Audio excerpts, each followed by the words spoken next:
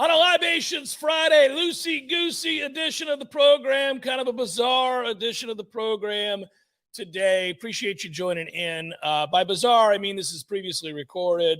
I don't want to do previously recorded shows. I don't. But we had a weird set of circumstances this week in the studio. And in addition to that, Tom Wayne got summoned to jury duty and ended up having to go in. So kind of a hodgepodge today with me. It is fresh content. It is new. We are able to react. For example, if we wanted to react to Baker Mayfield going 98 yards after having arrived in Los Angeles 2 days ago to beat the Raiders, who desperately needed the win and led the game the whole way, but somehow gave that guy that opportunity to go that far. And what does that do? If we wanted to do that, we could. Not necessarily going to do that. It was a weird game and an ugly game, and those two teams stink. But good for Baker Mayfield, I guess. It was a nice little moment. Might be his last moment. Who knows? But he was able to make it happen. Instead, what I would rather react to, for example, even though we had to previously record this, is I'd rather react to the fact that, listen, we thought it might happen yesterday. If you think about the show yesterday, when we came on, Redemption Thursday, we had wagers, right? We had the wagers, had to go through the picks. We also had to go and talk about what felt like it might be a pretty momentous day. The whispers on the streets were that Florida State would probably see a number of its players announce that they were coming back. Thus, player retention continued to move in the right direction for Florida State. And we're talking about a year that already has the fan base really excited. Look how quickly those tickets sold to the Cheez-It Bowl against Oklahoma. It helps to have a nice opponent, at least a name opponent, certainly. But it also helps to be back amongst the living in college football. It helps to have an opportunity to play in a bowl game, and a relatively good bowl game at that. And it's in the state, and fans want to go see it and want to have some fun. By the way, I can tell you we're going to be there. We, as in Warchant, Jeff Cameron Show, all the guys are going to be over in Orlando covering the game, of course, but we're also going to have a live broadcast of the JCS, and I'm going to give you more details about that next week. But it's exciting because it's right in the heart of everything, and the bar we're going to be at is well known. It's pretty awesome. I'm really looking forward to that opportunity to go and broadcast from there. We'll be doing that. I'll give you more details next week. So hopefully we see all of you Warchant fans, all of you Jeff Cameron Show fans out there at the game and coming to the broadcast. We'll all party together. We'll do a live show and have some pops afterwards, right? And then we'll enjoy the night. And the next day is the game. Should be a really good time. Looking forward to it. All right. So back to the conversation, which is that, okay, the transfer portal is the wild, wild west. How are we going to do in this thing? 6 weeks ago, 8 weeks ago, great uncertainty.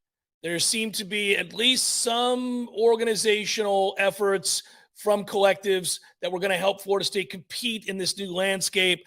But if you go back that far, you remember so much was on the line.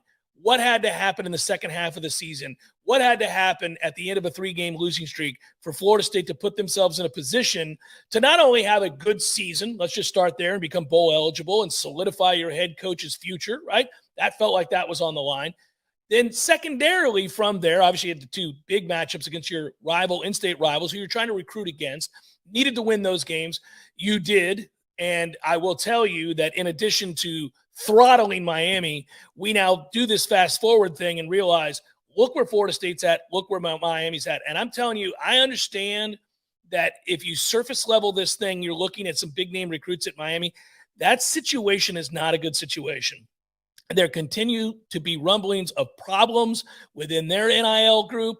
And I'm just saying what the perception is now about what that class is and what will be retained and what's going to happen on signing day and where they'll rank and all that. Man, it feels a lot like some fool's gold going on there right now. So just continue to monitor that situation. I don't say the same thing about Florida. I think Florida's in a good position. But Florida State is now in a good position. And yeah, at some point, the conversation will graduate to, hey, we need to do better recruiting high school players. And that'll be fair. That'll be fair. I do think that's coming. I do think that's going to happen. I do think that there's going to be a situation where Florida State sees their fortunes shift positively in the high school ranks in the same manner that they have so far in the transfer portal And of course, with NIL, that's working out very well right now, too. I think the final shoe to drop will be the uptick in high profile players from high school choosing Florida State. Maybe not in as quickly as we'd like, maybe not this particular signing class. Although I think, again, when you look at where Florida State's headed and all the guys they've brought back now, and I'm telling you, as we sit here today doing the Jeff Cameron show, my sources are telling me that the good news we've been prognosticating, the amount of conversations we've had at the start of each of these JCSs this week, in which I've said, hey, get ready, more guys are coming back. Get ready, things are going to go well for Florida State. Get ready. It started with just saying, look, Jordan Travis is coming back, okay? They're going to get that deal done. They recognize the importance of it. They're going to get Jordan Travis back. And they did, of course. Once that domino fell, though, then it began to be sort of, okay, now who else, who do you identify as of being a vital importance? Well, everybody's got a different list, but I think Trey Benson was pretty high on that list, and you get him back. Well, if you kind of read the tea leaves here, we've played this game, and Tom and I have done it, the transfer portal prognostication. Actually, we're going to do that segment in a minute. We've done it with receivers. We've done it with running backs. We looked at the quarterback room. We've talked about linebackers and safeties and all of that. Well, as I've looked at this, I've kind of thought, if you're trying to get a sense of this roster and you're circling the most vitally important players to next year's success, Jordan was number one. I don't know if you'd put Jared Verse at number two. Would you put Trey Benson at number two? Well, you got Benson back. And, the guys who announced yesterday, and there was a slew of them, Rodney Hill was one of them. So Tom can relax, right? Rodney Hill was one of them. You know who hasn't been announced yet? You know who we haven't heard a peep from? Treshaun Ward. So I will just say, if you look at this, it seems to me the writing's on the wall there. I don't know if he comes back or not. Certainly Florida State would welcome him back. He's a good kid who's worked really hard and put himself in a nice position. But if there's somebody out there willing to throw some money, significant money at Treshaun Ward at this point, he just may need to take it. So he'd be a guy that I'd look at and say, I kind of think he's probably not coming back based on Benson coming back and what I think those numbers are. Rodney Hill and you kind of the guys you already have on the roster, it's going to be interesting. It's going to be really interesting. But as we sit here today, I think there's a belief, if you're trying to put percentages on it, because nothing is, well, not nothing. Some things are sure things, but if you're just trying to put a percentage on, do you get Jared Verse back? Do you get Fabian Lovett back? And that continues to be a conversation. And I find it surprising, but it may be that Fabian Lovett does come back. There are other players who you think are sure likely to walk, but maybe they're not liking what they're hearing. And if you love this culture, I'll give you an example. I think there's a chance Jamie Robinson comes back. So I think there's a good chance that, and I'm just spitballing here, I think there's a good chance that Jared Verse comes back. And I would not have thought that a while ago. Now, a part of this is the momentum that has been created, the success on the field, the locker room chemistry, again, the culture that we continue to reference. But I also think it's fascinating. You got guys now who, as I said yesterday, already on scholarship, right? So they're not paying for school.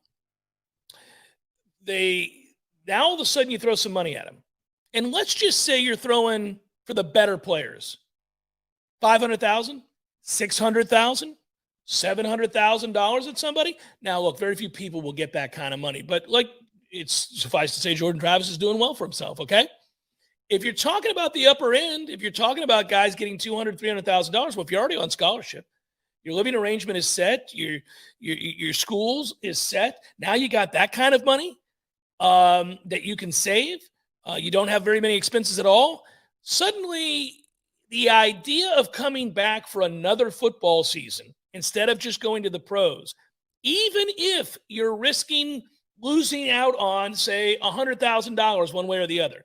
Let's say you're Jared Verse and you're not real certain that you're going to go in the first round. In fact, it's starting to look more and more like you're going to go in the second round, maybe even late second. Okay, well, if that's the case, and these guys are getting advice, and you are wondering, let's see, I could go make in the neighborhood of $600,000 if I enter the draft right now. That'd be the worst case scenario, right? If I fall late third, early fourth. But what if I know I can get better? I know I can play my way into the top 15 of the first round. And I know that the collective here is taking care of people and I'm a high priority. And they're going to come close to or something akin to that number. It may not be that number, but I can go and live pretty comfortably, squirrel away some money to get my life started in case football doesn't work out. And, oh, by the way, I'll get my degree and I'll come back and elevate my stock in the best case scenario all the way into the first round, which is a significant difference in money. It's just getting easier and easier for these kids who are in that unique position to say yes, especially in a situation where Florida State is organized and motivated and aggressive. And that's what we continue to see right now. So it's cool. So we'll portal prognosticate here in a second. Tom and I did one yesterday right after the show that we wanted to use for today. We wanted to look at kind of a combo position of need, but also, what makes most amount of sense. Now that you've lost Sidney Williams and you wanted to flip Sam McCall from corner to safety, but you can't do that because he's not on the team anymore. You are impacting both the corner position and the safety position. And there are thoughts about who Florida State's going to bring in. There's some pretty big names out there and all of that. So Tom and I will kick around that. We'll also take to me, I think this weekend is going to provide good news. If not this weekend, maybe early next week. This momentum that you feel that we're all having fun with right now is not slowing down. This train's rolling, guys. Jeff Cameron Show, 93.3 Real Talk Radio, Warchant TV. We'll continue in a minute. Stay with it. And now, welcome back to A Penny for Our Thoughts, a unique spodcast presented by Pinch a Penny Pool, Patio, and Spas. On the line today to share some thoughts, this is our first caller, Barry Tired. Mr. Tired, what's on your mind? Penny for your thoughts today. Well, I'm thinking I might legally change my name soon because I don't identify anymore as being Barry Tired. Ever since I got my new hot tub from Pinch a Penny in Tallahassee, I've never slept better. After a long day, I just melt into another place and it takes all my stress away. I sleep like a rock and wake up refreshed. I'm thinking I might actually change my name to Barry Happy. What are your thoughts? Rich and compelling. We think everyone should run down to Pinch a Penny and take advantage of amazing prices on hot tubs right now. Over 12,000 square feet of hot tub heaven. We'll talk again next time on Penny for Your Thoughts, a Pinch a Penny Pool, Patio, and Spa podcast. Visit Pinch a Penny on Greer Street today to see their huge collection of over 50 hot tubs on site. Merry Christmas to you. When you need a plumber quick, how long is an acceptable time to have to wait? Yeah, hey, it's the Millers again. Just calling you about our little plumbing problem. 2 hours? Hey, we were hoping you can get here soon because the water is getting really bad. I mean, please hurry. 4 hours? I know you said you were on your way, but, honey, tell the kids to tread water. 8 hours? Don't worry about us. We're fine. At M&L Plumbing, you'll never have to wait long for quality, dependable service right when you need it. At M&L Plumbing, we listen to our customers, and our qualified technicians aim to achieve 100% customer satisfaction. So the next time you need plumbing work or repairs, think of the name M&L Plumbing, your local plumbing experts, commercial or residential. Give us a call, 850-575-9393, or visit us online at mndlplumbing.com. M&L Plumbing, for all of your plumbing needs. Right here in our hometown is a local spot where you can take a break from all your worries. A place where everybody knows his name is Smitty's Tap House and Grill. Smitty's deep appreciation for fine craft beers and tasty bar treats sets the stage as the ideal local neighborhood pub. Want to know more? Just visit Smitty'sTapHouse.com to check out the full menu. Come see us at Smitty's Tap House and Grill on Thomasville Road, just north of Cary Forest Parkway. You'll be glad you came, where everybody knows his name. Hey everybody, Greg Tish here, and 'tis the season for coffee. Whether you'd like to order some for yourself or for your family and friends to give them that perfect holiday gift, Head over to grassrootscoffee.com. Look at their amazing coffees that they have. You can choose your blend. You can choose the style of roast. They will roast it up the same day and get it mailed out to you. Also, let me recommend one thing. Limited edition, the Christmas blend. This is the perfect coffee to have while opening gifts Christmas morning. This medium dark roast features hints of nuts and cocoa with a jolly touch of citrus. This is available for a limited time only. Also, that coffee drinker in your life, why not get them a subscription to where every single month they will have fresh, local grassroots coffee delivered to them. Visit grassrootscoffee.com and order yours today. Grassroots Coffee, locally owned, locally roasted, locally loved. Grassrootscoffee.com. Make every day a holiday with Grassroots Coffee. We all want more energy, more strength, more results. Well, welcome to Orange Theory Fitness as you take a step towards feeling more alive today. Backed by science, Orange Theory's heart rate monitored workout is scientifically designed to keep heart rates in a target zone, spiking metabolism and increasing energy. Orange Theory Fitness is a one-of-a-kind group personal training workout resulting in more energy, visible toning, and extra calorie burn for up to 36 hours. Experience a more vibrant life today with Orange Theory Fitness. To find out more, go to orangetheoryfitness.com. The Jeff Cameron Show, brought to you by Orange Theory Fitness. 2 Tallahassee locations, Midtown on Thomasville Road and Northside in the Village Common Shopping Center. Online at orangetheoryfitness.com.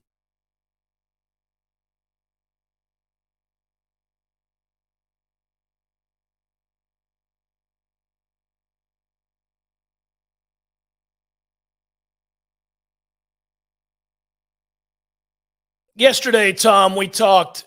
Well, really, it all began with the announcement that Tatum Bethune was coming back for a final year, his senior year at FSU. And, you know, the discussion on our Redemption Thursday show was all about players coming back. It's been the revelation here this offseason so far has been that Florida State has a new, well, not Florida State, but a collective that is new and helping Florida State is very aggressive, it would appear, and is making an impact. We could not have known that was going to be the case at the end of the season. We talked about what our offseason discussions would be about.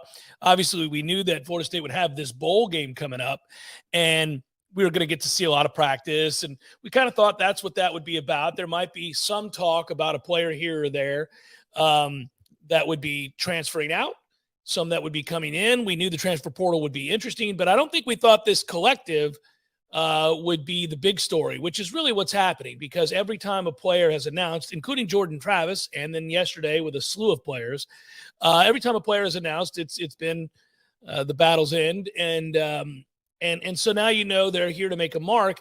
And you and I have been fortunate enough to do these portal prognostications. It's just good timing with all of this. I mean, we have the content. We need to talk about it. Our fans, our listeners and fans of the program are interested in this.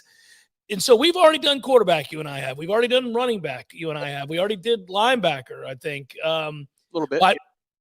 Wide receiver, right? But we can do safety here because we did not get into that yesterday. And why not? I think our friends at ABC wouldn't mind us talking about safeties.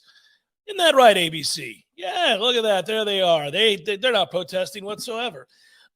So when we look at the safeties, we did mention that Florida State obviously lost a couple of guys when you think about it, because there's no doubt they were going to, I think, move Sam McCall to safety. And then he decided, you know, he wanted to leave. And then you find out again that you lose more players yesterday. Or a player yesterday, or was that 2 days ago? Sydney was 2 days ago now. Yeah, Sydney. It was yesterday at the time of this recording, but yeah. Right. Yeah, that's right. So Sydney leaves, and you've got a kid who I've liked a lot just as a hitter. He didn't get on the field a lot this past year. He's battling injuries, had some issues there. Obviously, he was thrust into action before his time a couple years ago, and then he's been a special teams guy. But his leaving is not nothing. And so all of a sudden, without the ability to shift Sam McCall to safety, and now you lose Sidney Williams, you really kind of have a need, no doubt, to go bring in a safety. We don't think, by the way, portal prognostication isn't just one way, right? It can be about guys coming in and not guys leaving. We've talked about the possibility of certain players leaving, but this is all about what's Florida State going to do and what's Florida State going to bring in. But I'll say it again, and I've said it every day this week. Man, every time we have to have this discussion, it is not wrought with danger. We are not wringing our hands out of fear that there's going to be this massive dilemma at a segment group because we either don't have enough bodies, let alone quality players, or you've got a group of players that aren't good enough. No, most of the time when we're having this discussion these days, fresh off a 9-3 campaign with a collective that's aggressive, we're saying, what do you want? They're going to be calling us. There are a lot of good safeties that have put their name in the portal. Go look at On3's portal Twitter page. There's a safety every 5 seconds. So I think Florida State's going to have a ton of options here. Yeah, you're on the short list. Are you a top 4 program in the country? No. In this case, that's a good thing because the top 4 teams in the country don't need, in all likelihood, safety help. You're a top 15 program. So what does that mean? That depending upon if you want to say top 18, because 12 through 18 are all about the same.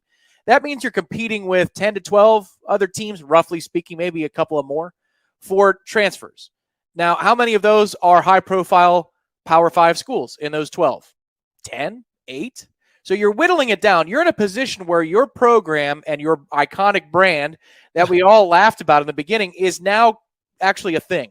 The brand is coming back to life. Mm-hmm. You're on television all the damn time. We were in prime time. It felt like every weekend. And so the film will be high quality, the games will be high profile, and the brand is something that NFL scouts have heard of. And you have a need at a position that can get us into a top 10 discussion, perhaps an ACC championship and a playoff discussion next year. So this is about as good of a landing spot as you can expect to have if you're a safety on the market or a player in general on the market. But what I'm interested in moving forward is, does Florida State take the best available defensive back, not necessarily safety, and then worrying about shuffling the parts later? For example, Reynardo Green's played a ton of positions in his career. Akeem Dent, safety, then corner, then safety again. Jamie Robinson, even though he was listed at safety the entire year and a free safety, was he like a free safety or more like a rover near the line of scrimmage? Yeah. You know, they call the buck position, I think buck is more strong safety and free safety is more a slot defending in the box havoc wreaker, and that's what Jamie's been. So you see that a lot of these guys move around. Does Jerrion Jones, who announced that he's coming back, actually stick at corner, or does he move to safety? How about Kevin Knowles, who played in the slot last year as well, and in 2022, he didn't have that great of a season. So my question is it always about safety, safety, safety when you look at the portal, or is it about corner or safety, and we'll figure out how to get the best 4 and 5 guys on the field at a given time? So for the record, at the time that Tom and I are talking, and for those of you watching today's show, Libations Friday, you're saying, but Jeff didn't change shirts, and Tom is also decked in the same garb that he had on yesterday during the JCS. Yeah, Tom's got jury duty. It came through. It came through. We talked about it hours ago, and then upon arriving home, Tom alerted me. So we wanted content, and this was something we were going to get into on Friday's show anyhow. So it makes sense for us to be able to do this. But alas, I just want you to know we're not wearing the same garb. There's no walk of shame element to today's program. No. But the thing is that this conversation is evergreen because I don't think this is going to be a settled issue. Even if something happened Thursday night into Friday, you've got multiple pieces that you've got to fix here. And some of that might be through retention. Maybe there's breaking news that one of those safeties comes back between where we're recording and when this is going to air. But even if there is, you're not done at defensive back. That was a weakness this year. How funny and how quickly things can change when you're talking about what you need on defense for Florida State. We had lamented that for the better part of 10 years, you didn't have linebackers here. And are Kalen DeLoach and Tatum Bethune All-Americans? Probably not, but they are more than competent. You feel solid at that position. And the secondary was going to be the strength of this team. And I said, you know what? I finally believe it this year. It wasn't. It was a weakness on defense, the secondary. I get that if you've got a healthy front four, the secondary is going to look better. But I would like coverage sacks too. They're allowed to happen. And you're allowed to be in somebody's hip pocket or play zone and be able to pick off passes. Well, there you go. You're getting into some coaching issues that couple with the personnel issues. They don't have good enough players on defense. You can start there. They don't know how to do enough things on defense, which really agitates me. I don't know how long you have to be somewhere in order to teach kids zone. but we apparently can't, or they can't play it. And that is a problem for me. And then third, you have lost some players. So now you're going to have, but the good news is I do think that the players you would want back on that defense, right off the bat, you just brought it up. You would want Kalen DeLoach back, and you would want Tatum Bethune back. And that is exciting that you got both those guys back. And who knows, you may get a lot more. We'll find out more and more as the days go by here. The ever-changing roster dilemma that is the transfer portal and portal prognostication that we do on the show every day means that we're constantly updating. But those two we know are coming back for sure, and that's important. And then as far as safety goes, again, there's 100 of them in the portal. You can go get somebody. So if it's the zone discussion, that might be a coaching issue. Maybe it is, maybe it isn't. But if it's about the coaching in general, Dominic did a great breakdown after the Wake Forest game, showing all of these key moments where it's a 50-50 play or you're in a position to steal something and you don't. That's about personnel at that point. That is about personnel. That was Greedy Vance not finishing a throw that's right in his hands, and he allows a guy behind him to make a catch, which is just crazy on 3rd and forever. Mm-hmm. Now, he ended up making those plays later in the season. Maybe there's a development positively for Greedy. I'm not gonna assume that somebody's going to be bad forever. Renardo Green got a lot better out of nowhere, so these things can happen. But Renardo in phase on 3rd down, didn't finish the play. Kid makes a great back shoulder catch. That's a great throw and catch, yeah. And Omarion doesn't trust where he is position-wise, even though he's in the right position and is guilty of pass interference on a 3rd down. And then there's the 3rd and long in which you've got 3 defenders ready to clean up and tackle somebody short of the sticks, and they allow the football to cross their face a couple of times. What I'm saying in short is I think this is maybe a little bit A, a little bit of B, but I think this is more of a personnel concern than it is a coaching concern, because you can see, at least when they're in man, they're put in positions to go make plays a lot. If you get some guys in here, or you develop some that can finish plays, this defense can go to another level in which now you're playing complementary defense, where it doesn't have to be a 4-man pass rush or a blitz that forces a turnover. It could just be that you're that damn good, and we could use that here. It would be nice to recap for everybody the people that have left so far. Rod Orr has left, Keyshawn Helton has left, Chambray Jackson has left, 3 defensive tackles. George Wilson has left, not that you care. Jared Jackson has left, Sidney Williams we referenced, Sam McCall we referenced, Amari Gaynor. Have I missed anybody that's left, Tom, so far? I'm trying to think. I don't think so. I don't think. Say Rod Orr? I did say Rod Orr. He was the first name I said. Okay. Yeah, so that's it, right? I think that's everybody that's left so far for Florida State. Again, no earth-shattering losses there. We were both kind of raised an eyebrow over 2 names. Jackson and Williams are the 2 that you're kind of like, would have liked to have seen them stuck around. But other than that, you're all right. The rest of it's predictable. I think if Florida State's getting to where they want to go, you're going to see a massive overhaul in talent and size on the defensive line. So to see 3 guys walk, you're like, that's fine. That those guys were holdovers from a different time that weren't big enough, strong enough, fast enough. Jackson being the lone exception, perhaps. Yeah, and that's where, again, now that you have Darrell Williams in the fold and Farmer's going to be there as a big-time piece, if you can get one of the 2 big guys in the middle maybe to come back for like a 19th year, that could help. But then that allows for the DeFossis and Lyons and Bishop Thomas of the world to emerge at that point. And watching Iobami mostly in scout team gear because he could not obviously make the field this season because of an academic red shirt. To watch that guy in the mix, looks like he'll be a difference maker. Daniel Lyons, a shoot the gap kind of player. They've got potential there. For me, I think if you're talking about shopping on the defensive line, you could use one more interior guy if Lovett and Cooper don't come back, either one of those 2. Yeah, and the shame of it is with Big Coop, like, we didn't get to see him at half strength this year. I mean, we didn't get to see Coop play anywhere near 50, 60%. I mean, he played with one arm all year, and it was really frustrating because I thought he was poised to have a massive season. And I just think he's a good college player when he's right. I don't think he's a next level, star or anything.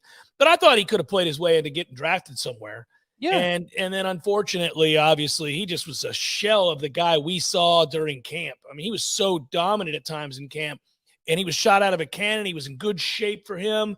His body type's never going to let you know that. And he was destroying guys. And then he got hurt, and he didn't destroy anybody. Yeah, he's a giant neutralizer. That's what you're looking for from him, is to occupy a body or two so that your other interior guy can go eat, or the defensive ends can go eat, or your linebackers. There are lanes for them to go make plays. Yeah. And I think he has a professional future, Cooper, if he's 100%. But I don't think he would be hurt by coming back for another year if he can prove on tape that he can go against the defensive or an offensive line like LSU's, which will be better. I can't imagine that they're not going to strike gold in the portal and develop. Well, remember, their best lineman was a freshman tackle who's going to be a star, and as the year went on, he became one. Right. You're right. Exactly. And then you're facing Clemson and Florida next year as well, and that Florida offensive line, they've got proof of concept already to be pretty good, whether or not they have guards depart or not. So, yeah, I think Cooper could benefit from coming back, but if he wanted to go get fully healthy, go to the combine, and just take what money comes his way, I don't think he would miss a roster out of camp in the NFL. I think he's definitely a piece that you want in the rotation, especially in early downs, but he's not a 3-down interior lineman like a lot of those guys are at the next level that look, even though they are as big as Robert is, they can play every down because they're just supernatural freaks. Yeah. Well, so the roster building continues, and I'm getting more intrigued. We're not even talking about signing day. Yep. It's so funny that the portal has taken over what signing day used to be. Signing day was a national holiday, and you just get the sense that it's not going to matter as much anymore for a variety of reasons. And one of the reasons are that you don't feel like it's a permanent solution. So, like, you get a kid, 5-star rock star kid, and say he doesn't pull a Travis Hunter, and he does come to your school, and he doesn't break your heart on signing day. Well, he could be gone in a year. He could just decide to leave. So there's less of a permanent feeling to the guys that are saying yes. You're not welcoming in a guy for 3 or 4 years for sure. You just don't know that. And also, the makeup of your team, because of that, and because you're also mining the portal for other guys, that the potential to flip an entire segment group or side of the football is pretty much there every year and a half. I mean, you can have 7 new starters just like that. So I don't know. Signing day matters. Don't get me wrong. I just think the portal has made all of this thing kind of a lot more interesting on a daily basis, as opposed to a singular we're building to a moment. So let me ask you this, to tie it into the sponsor in the bottom left corner of the screen, ABC Fine Wine and Spirits. You know how we all go through different phases? You might be on a single malt Islay phase, where that's all you want. That's all you crave. Craft beer for me is high and low. I'm either all in or I don't want to touch this stuff. Every once in a while, an ice cold macro brew sounds pretty good on the golf course, or high noon. So if you were going to talk about the specific position of defensive interior, what alcoholic beverage to you most likens to an interior defensive lineman? Is it like Bud Heavy? Is it something else? Yeah, it's got to be a stout or a porter. Yep, there you go. It's a stout. I think it's a stout or a porter. I think like a cold weather, dark, thick, chocolatey / coffee-ish porter. That's my interior lineman. Now, the thing about a porter is that it's also incredibly classy and refined and dignified, and to be sipped by the fireplace, which is not what you think of when you think of a defensive lineman. A defensive lineman, you think slovenly dressed, overweight for the purposes of domination, giant ass. You think about violent hands. You think about lots of things there that don't really match up with a porter. But I guess I was going more about the weight. So I guess, that's the thing. You could go both ways. You can go to extremes with it on either end. So a stout, stick to stout for the defensive interior. And then like maybe Derwin James could be a porter. Or sophisticated, could do it all. A safety around the ball that could be violent but could be smooth. How about Azarie Thomas? Would he be a single malt? He would be a single malt. He'd be a single malt, Islay, Scotch, and I think in about a year we're going to be like, oh, look at Azarie Thomas as we sip our Islay's. Just I think he's got a chance to be great. It's a funny game you're playing though, because who's like a Bud Light on this team? Who's a guy like that's just your Bud Light right there? That would be Estes. Well, no, Bud Light. Sorry, he's a Budweiser. Yeah, he's a Budweiser. Bud Light would be Wyatt Rector. It would Yeah. be, Yeah. I think maybe Mastromano. Maybe he's Bud Light. He's got to be a Foster's or Yeah, something. Right? yeah, He's probably. got to be a Foster's. So, okay, the last one, linebacker. Let's say Nicholson. All right, Nicholson is the guy that you're like, oh, that's my linebacker right there. He's some sort of tequila. Or maybe Brian Courtney, even your favorite linebacker on the roster. Yeah. Yeah. Well, when they get done flipping, you're going to thank me for giving you that heads up. Tequila. Linebackers are tequila. Tequila. They're irresponsible tequila shots. That's what they are. They're irresponsible tequila shots. And, I like an irresponsible tequila shot every now and again. I mean, it'll get the party started. That's a linebacker right there. He's a little reckless. But if you've got a pudgy linebacker, like I'm trying to think of what's a good example of a pudgy linebacker at the NFL who can still fly. Devin White's more jacked than he is pudgy. He's he's a little bit of both, but you're right. I don't know, but for Buster Davis when he was here was a pudgy linebacker. That'd be Mescal. That'd be Mescal, because you got to have a little smoky to it on top of the fact that I like that. There you go. That's fair. Yeah. Well, now you've made me thirsty for all kinds of different drinks. Thank you, ABC, for sponsoring Portal Prognostication. It's the Jeff Cameron Show, 93.3 Real Talk Radio, Warchant TV. Hey, Tallahassee, it's Sarah with Seminole Auto Glass. You're probably driving right now, which means you're surrounded by glass. Did you know that each piece is made differently? Your windshield is 2 sheets of glass with a thin plastic in between. This allows it to take an impact without going all the way through. Side and back glasses are typically tempered. This strengthening process is what allows them to be shattered in the event of emergency. Regardless of the glass or how it breaks, we can help. Trust your local auto glass experts. Seminole Auto Glass, proudly serving the Big Bend for over 15 years. Better call Seminole. Give your business a facelift with a modern, consistent, creative brand overhaul from Curiosity Marketing Group. These days, it's not enough for your business just to have a standard website or a Google listing to reach your customers. Your business needs to stand out with eye-popping branding, modern web development, and strong marketing. And it takes a team to pull it all together. Words and websites matter. At Curiosity, we make the most of yours. Find out more at curiositymg.com. I used to fight almost on a daily basis working on my business website. I'm a pretty smart guy, but I could never get it to function the way I needed it to, and I was losing customers because of it. That's when I called Curiosity Marketing. They listened, they understood, we collaborated, and in the end, they delivered beyond my highest expectations. Now, I can barely keep up with the work. They say the future belongs to the curious, and now I'm excited about the future of my business. Find out more at curiositymg.com.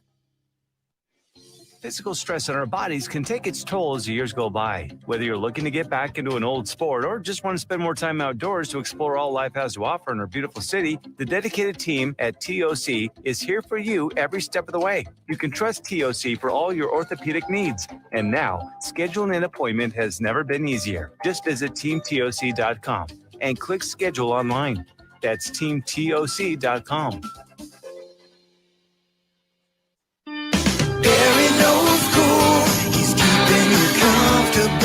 This is Kyle, Service Manager from Barano Heating and Air. Schedule an appointment from your mobile device to learn about our Total Comfort Service Program. With guaranteed same-day service, 15% off necessary repairs, and $25 berry books to use towards air filters and other products. Turn to the experts at Carrier and Barano Heating and Air. Any day, anytime, anywhere. Online at baranoac.com. Florida license CAC 1816-186. There's fun to be had every night at the Corner Pocket. Take home prizes on Trivia Tuesdays and Beer Bingo Thursdays. And kickstart your weekend with Martini Fridays. Plus happy hour runs every weekday and game day specials every time the Noles take the field. Watch all the best games at the Corner Pocket's Vegas Wall, featuring 560 inches of flat screen TV heaven. Oh, really? The best food, the best drinks, and the best place to watch all the games. Tallahassee loves the Corner Pocket.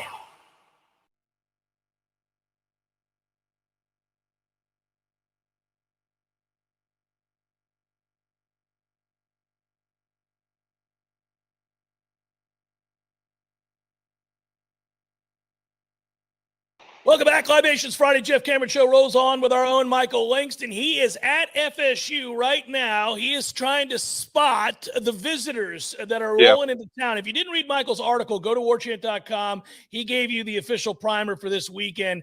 Michael, I know it's hard to hear right now, but let's get after it here. It's a big weekend for Florida State. There's some big names in town. What are you most excited to see, and what do you kind of project here, big picture? Yeah, it's a good mixture of, transfers that are coming in. Certainly have offensive lineman Jeremiah Byers out of UTEP, transfer from UTEP that's coming in. Tight end Kyle Morlock is also coming in from Shorter University, Division II, that they're very high on. And then Jaheim Bell, who's the guy that everyone is excited about from South Carolina. That's a guy that they're pumped about. They went to see him with Coach Norvell earlier this week. They really just put the full court press, and they want him bad. And he's originally from Valdosta, so certainly you have location ties that work for you.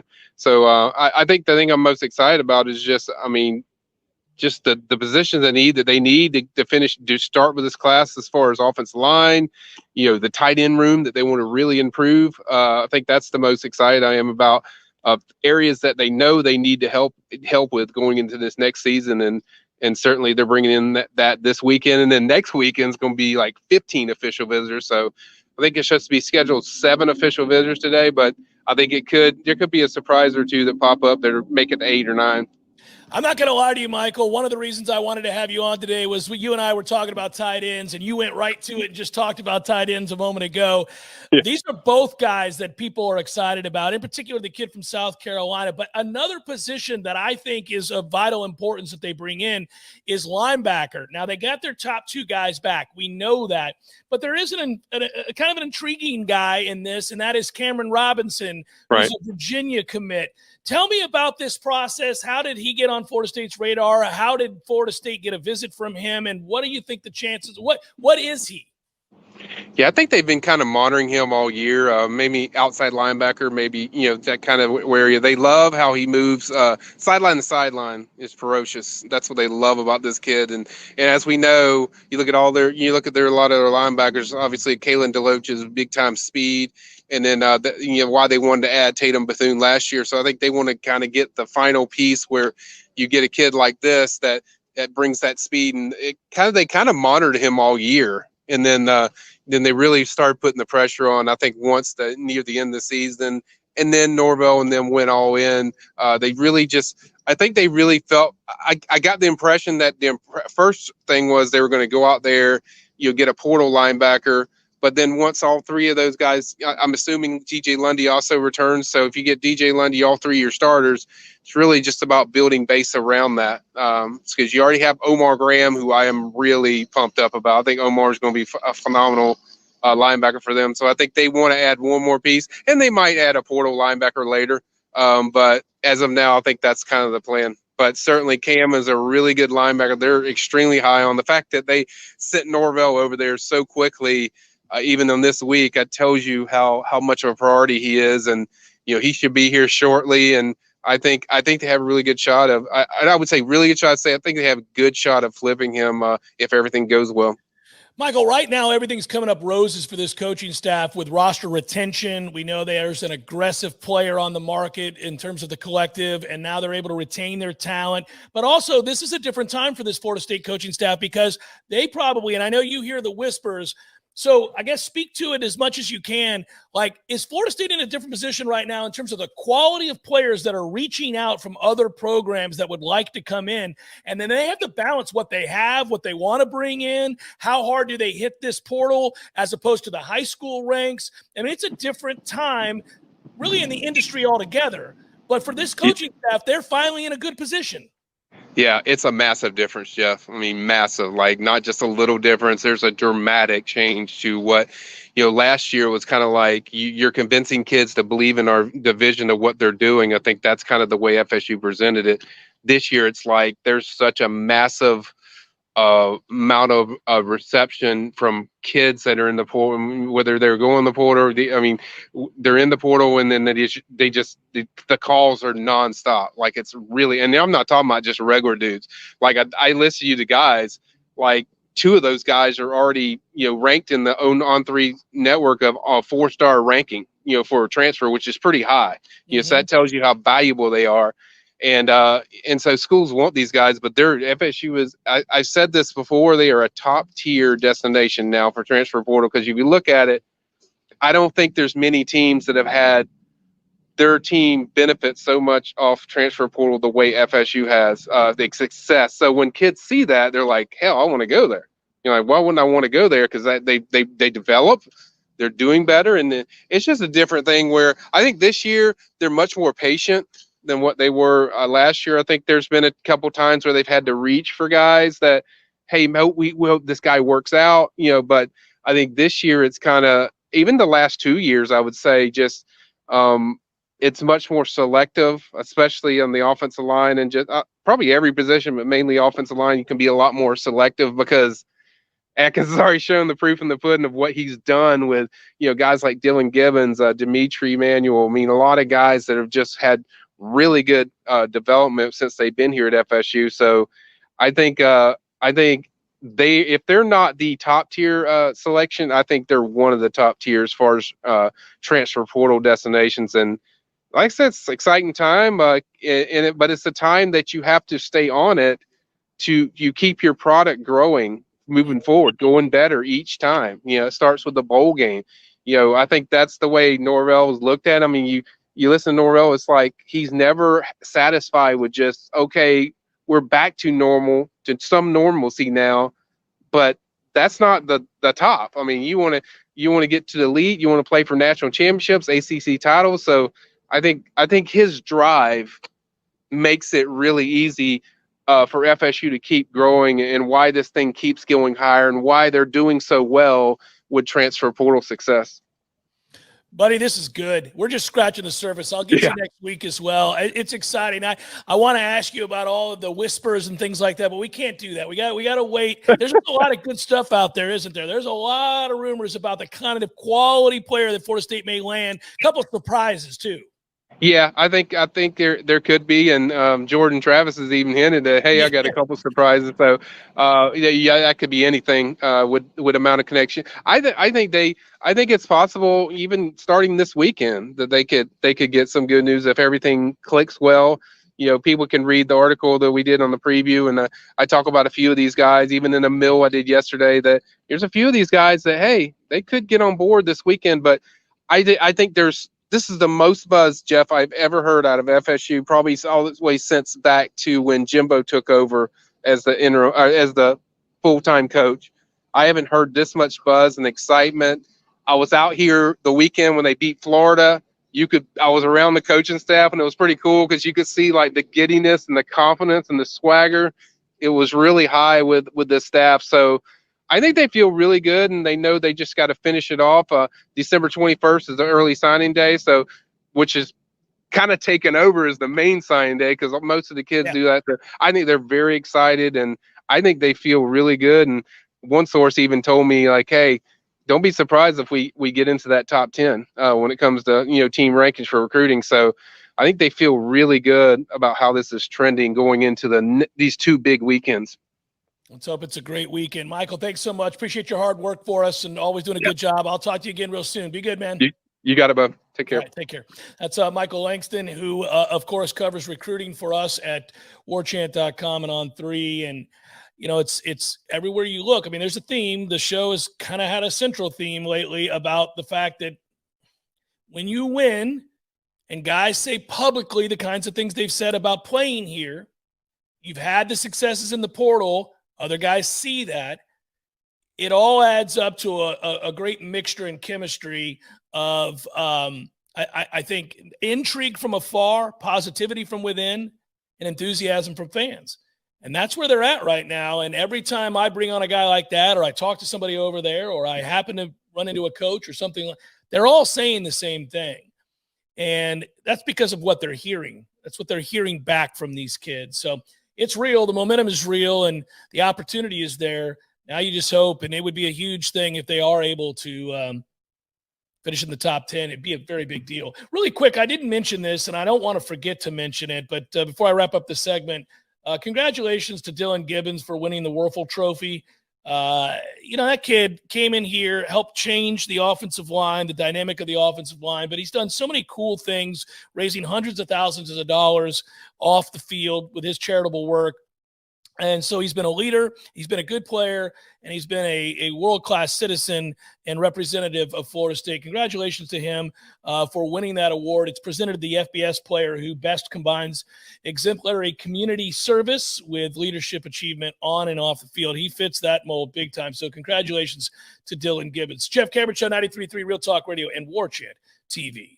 Hey Tallahassee, it's Sarah with Seminole Auto Glass. You're probably driving right now, which means you're surrounded by glass. Did you know that each piece is made differently? Your windshield is 2 sheets of glass with a thin plastic in between. This allows it to take an impact without going all the way through. Side and back glasses are typically tempered. This strengthening process is what allows them to be shattered in the event of emergency. Regardless of the glass or how it breaks, we can help. Trust your local auto glass experts. Seminole Auto Glass, proudly serving the Big Bend for over 15 years. Better call Seminole. Give your business a facelift with a modern, consistent, creative brand overhaul from Curiosity Marketing Group. These days, it's not enough for your business just to have a standard website or a Google listing to reach your customers. Your business needs to stand out with eye-popping branding, modern web development, and strong marketing. And it takes a team to pull it all together. Words and websites matter. At Curiosity, we make the most of yours. Find out more at curiositymg.com. I used to fight almost on a daily basis working on my business website. I'm a pretty smart guy, but I could never get it to function the way I needed it to, and I was losing customers because of it. That's when I called Curiosity Marketing. They listened, they understood, we collaborated, and in the end, they delivered beyond my highest expectations. Now, I can barely keep up with the work. They say the future belongs to the curious, and now I'm excited about the future of my business. Find out more at curiositymg.com. Physical stress on our bodies can take its toll as the years go by. Whether you're looking to get back into an old sport or just want to spend more time outdoors to explore all life has to offer in our beautiful city, the dedicated team at TOC is here for you every step of the way. You can trust TOC for all your orthopedic needs. And now, scheduling an appointment has never been easier. Just visit teamtoc.com and click schedule online. That's teamtoc.com.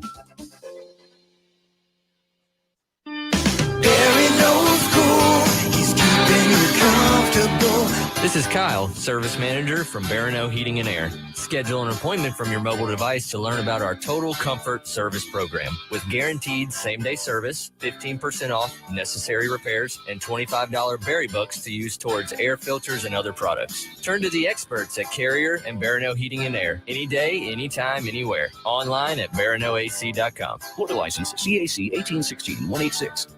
There's fun to be had every night at the Corner Pocket. Take home prizes on Trivia Tuesdays and Beer Bingo Thursdays. And kickstart your weekend with Martini Fridays. Plus, happy hour runs every weekday and game day specials every time the Noles take the field. Watch all the best games at the Corner Pocket's Vegas Wall, featuring 560 inches of flat screen TV heaven. Oh, really? The best food, the best drinks, and the best place to watch all the games. Tallahassee loves the Corner Pocket. I can't believe we've gone 52 minutes and you haven't mentioned Tony Bennett once. Like, Tony Bennett hasn't even come up. Oh, we talked about it yesterday on the Jeff Cameron Show. Nobody's listening to that anymore, guys. They're all coming to the headlines. That's we it. also did the Sunday Smash, Corey. I know you watched that, right? Oh, that's true. So I missed that. How'd it go? So not only did we really document play for play, blow by blow, final 215, and have great laughter at the expense of Tony Bennett. Then we did it again on Monday's show. So, Corey, you couldn't be more off base with you. But I mean, I wasn't a part of that. It's the three of us. The magic. It didn't happen if you weren't a part of it. The magic is the three of us together, gang. Yeah. Look, y'all talk about the football games on Sunday Smash, and then y'all talk about the football games on Monday. So are Seminole headlines in October? We're just going to talk about movies? That's fair. All right. We still bring it up. You don't have to encourage me to make fun of Tony Bennett losing a game that he led by 9 points with 2 minutes and 15 seconds left. I told Aslan that's got to be the worst loss of his career, other than losing to a 16 seed. Considering what was at stake and who he's never topping that one.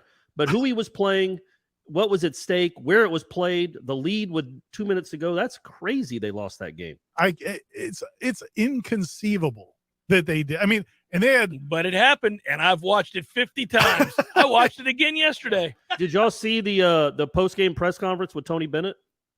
no, I did not go. Ira, you would love it. How did you I not go looked. I rebel went in on that? YouTube You to find had it, and I couldn't find No, it. Ira, you would love it. Where He's did you- obviously it was on their- devastated. It was on their site because I didn't find it on YouTube. It was like, yeah, I think it's on their official website.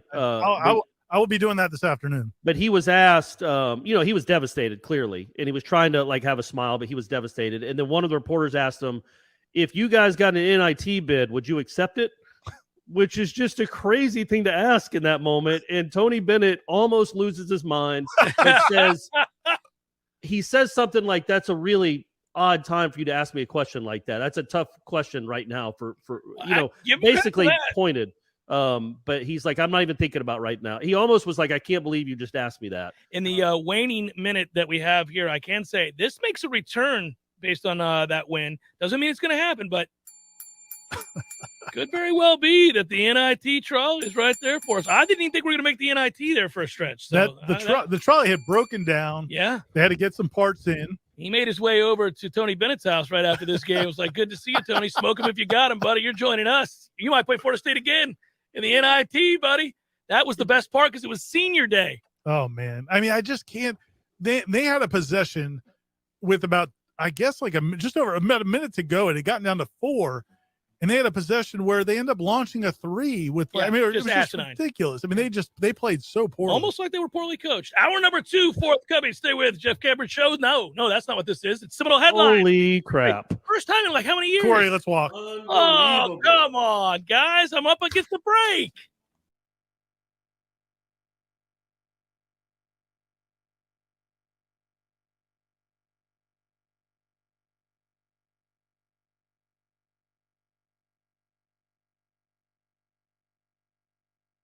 Hour number 2, Libations Friday continues. Jeff Cameron Show, 93.3 Real Talk Radio and Warchant TV.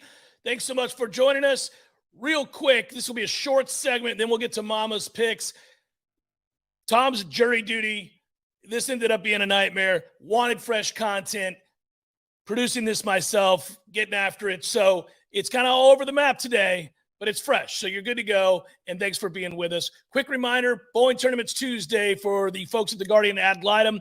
Make sure if you haven't donated yet and you want to and you can in any way, we certainly appreciate you doing that. If you're in town here in Tallahassee, District 850, you can just swing on by there. They're collecting the presents that you may have for the boys and girls of the Guardian ad litem. They certainly appreciate it. I certainly appreciate it. Thank you in advance for doing so. And gift cards are a great idea as well, really to anywhere. If you just want to get a gift card, that goes a long way. And they're always excited to receive those because then that way they can serve more of those kids in the variety of ages, right? So, if you're 5 years old, you want a certain kind of present. But if you're 15, very different kind of present. So we appreciate you in advance. And certainly come on out on Tuesday at 7:30. We're going to have a great time at District 850. It occurs to me as we continued, and again last night, here we were at our office Christmas party for Warchant when Benson announced that he was coming back. A couple of things I've been crunching some numbers here. I just want to touch on this for a second, and that is, in essence, Florida State has benefited from an aggressive collective that cares now to get this right and to retain and run it back, as they're saying now time and again, right? So the Battle's End has done a great job with this. We're watching it. It's something to get excited about because everybody wants a collective, 2 collectives, 3 collectives, 15 collectives that are ensuring your best players are retained. And this has been all about roster retention. Now, it will blossom out, I'm sure, to include elite high school players the more established Florida State continues to be, right? You have a 9-3 campaign. Welcome back to college football, everybody. But then you follow it up from there and have another great season. Then I think you see the impact in the high school ranks. Right now, it's about transfer portal kids that want to come here, the kinds of offers that are being made, kids knocking down Florida State's door now instead of the opposite, which is what it's been in the past, where you had to have kids take a leap of faith in Mike's vision and trust that it was going to work out as opposed to actually seeing tangible results on the field. Now you have a season of tangible results, but just one, and you're going to need another one, I think, to follow that back up. To really have a huge impact in the high school ranks. We'll see. We'll go from there. But right now it's working. And what I wanted to get to and point out, just so you have some context as you're watching one by one players staying at Florida State, not taking offers from other schools. Now, those offers, I can tell you this, I know for a fact, a number of Florida State players were contacted, have been reached out to by other programs in an effort to woo them away from Florida State. This is where having good culture matters. This is where meaning what you say, saying what you mean, like Mike Norvell has, about how you work on a daily basis to achieve an ultimate goal and arrive at that goal through hard work. Once that tangible result I just referenced happens, now you believe in it even more. It strengthens the bond, and you're able to then tell other members of your team and anybody who's thinking about coming here about why it is you want to stay. It is remarkable to watch a lot of guys making the decision to come back. But something you should know, this is not the year to be a running back or a wide receiver and want to hit the transfer portal. There are exceptions, and it's awesome. Trey Benson would have been wanted by a lot of people, for sure, and they got that deal done, and that's really important. But a lot of guys, like you hear names, there are so many wide receivers in the portal this year, so many really accomplished and good wide receivers in the portal this year. If you're one of these receivers further down the depth chart or even amongst that group that gets playing time but that is not elite for Florida State, you got to be real careful. This is not the time to enter your name in the portal if you're a receiver or a running back. And in some ways, and you're watching this develop right now. Now, other years it's going to be different. It'll be defensive ends. It'll be defensive tackles. It'll be offensive linemen. But in a lot of ways, we're watching college football, and I know this makes a lot of people recoil, but it is the reality of the situation, and we can wring hands and fret over it, and I'm sure historically we reflect on what once was and what is now and the good, the bad, and ugly and everything involved in that. But the truth is, this feels so much like the draft, and when kids come out, whether they're coming out early and they're in need of improving their financial situation, whatever it might be, there are years where it would behoove you, if you were a left tackle, to come out because there is a dearth of quality left tackles entered into the draft or not enough guys with high grades. And if you're one of those guys that would, then you would say, I'm going now. Other years, there's 35 guys in front of you at that same position, just happens to be the way the cookie crumbled that year. And you don't want to put your name out there because there's too much competition and there's a chance you drop dramatically. We watch that all the time. Different position groups. Could be bad year for quarterback, great year for running back, great year for wide receiver, terrible year for defensive lineman. Whatever it might be, but you have to read the tea leaves. You have to look out there, and now college kids are going to have to do that, and you just hope that they have good representation or that the collective that is working for you or with you in some capacity is being honest with you. And those fostering of relationships, and I'm talking about the totality of what a program is, from the head coach on down, the culture created, the locker room environment, the relationship with the outside collective, who the representation is for these kids that now have an opportunity to get paid. Man, this is changing by the second, but I can continue to report that Florida State is really healthy right now. It's just healthy across the board. And so you are perfectly positioned at this time to retain all these kids. It's not an accident. They've got an organized group that's been very aggressive. They've got kids who like being here and are excited about being here and don't necessarily want to leave and can garner some money. And then as well, you came at the right time with this collective. And so I just want to point out that it's going to be fascinating to watch this. That there are certain position groups that, just like on draft day, you don't want to declare too early for. And there are others where you'd say, now's a good time. Now's a good time, for example, to be an offensive lineman. They're being pursued aggressively. So, Robert Scott coming back yesterday was a big deal.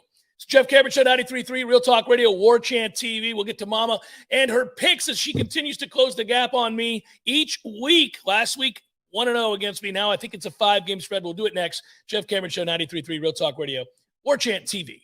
And now, welcome back to A Penny for Our Thoughts, a unique spodcast presented by Pinch a Penny Pool, Patio, and Spas. On the line today to share some thoughts, this is our first caller, Barry Tired. Mr. Tired, what's on your mind? Penny for your thoughts today. Well, I'm thinking I might legally change my name soon because I don't identify anymore as being Barry Tired. Ever since I got my new hot tub from Pinch a Penny in Tallahassee, I've never slept better. After a long day, I just melt into another place and it takes all my stress away. I sleep like a rock and wake up refreshed. I'm thinking I might actually change my name to Barry Happy. What are your thoughts?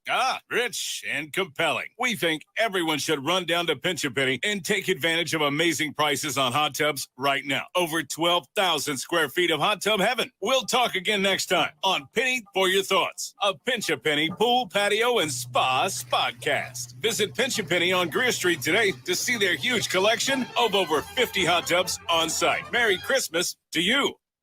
When you need a plumber quick, how long is an acceptable time to have to wait? Yeah, hey, it's the Millers again. Just calling you about our little plumbing problem. 2 hours? Hey, we were hoping you can get here soon because the water is getting really bad. I mean, please hurry. 4 hours? I know you said you were on your way, but, honey, tell the kids to tread water. 8 hours? Don't worry about us. We're fine. At M&L Plumbing, you'll never have to wait long for quality, dependable service right when you need it. At M&L Plumbing, we listen to our customers, and our qualified technicians aim to achieve 100% customer satisfaction. So the next time you need plumbing work or repairs, think of the name M&L Plumbing, your local plumbing experts, commercial or residential. Give us a call, 850-575-9393, or visit us online at mndlplumbing.com. M&L Plumbing, for all of your plumbing needs. Right here in our hometown is a local spot where you can take a break from all your worries. A place where everybody knows his name is Smitty's Tap House and Grill. Smitty's deep appreciation for fine craft beers and tasty bar treats sets the stage as the ideal local neighborhood pub. Want to know more? Just visit Smitty'sTapHouse.com to check out the full menu. Come see us at Smitty's Tap House and Grill on Thomasville Road, just north of Cary Forest Parkway. You'll be glad you came, where everybody knows his name. Hey, everybody, Greg Tish here, and 'tis the season for coffee. Whether you'd like to order some for yourself or for your family and friends to give them that perfect holiday gift, head over to grassrootscoffee.com. Look at their amazing coffees that they have. You can choose your blend. You can choose the style of roast. They will roast it up the same day and get it mailed out to you. Also, let me recommend one thing. Limited edition, the Christmas blend. This is the perfect coffee to have while opening gifts Christmas morning. This medium dark roast features hints of nuts and cocoa with a jolly touch of citrus. This is available for a limited time only. Also, that coffee drink in your life, why not get them a subscription to where every single month they will have fresh, local grassroots coffee delivered to them. Visit grassrootscoffee.com and order yours today. Grassroots Coffee, locally owned, locally roasted, locally loved. Grassrootscoffee.com. Make every day a holiday with Grassroots Coffee.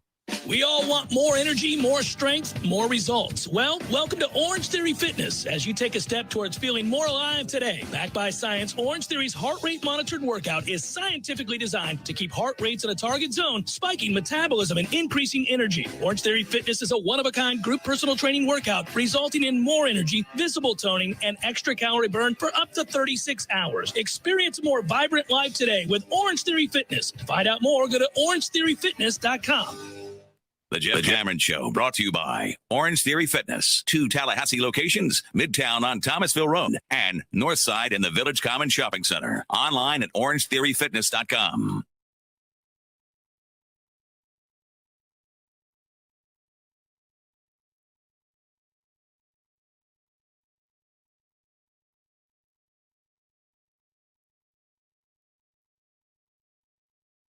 And now for another edition of the Family Pick. Nick. Go to your room! Ma, the meatloaf! Take it away, Jeffrey. So there it was. You heard the music. You heard the montage. You know it's time to welcome in Mama, who, by the way, is continuing to make progress in her second half campaign to hawk down her son in these games. You won, Mom. welcome in. The only game we had different last week, which was Atlanta and Pittsburgh, and what you ended up doing was ushering in a new quarterback in Atlanta. Ritter will start now for Atlanta. They benched Marcus Mariota's sorry ass. And as I said to you last week, if Atlanta couldn't win at home against Pittsburgh, I wasn't going to ever pick them again. So that's where we're at. I know. When they won, I was like, oh my gosh, I think that's the end of Jeff's Atlanta pick. By the way, are you within 5 or 4?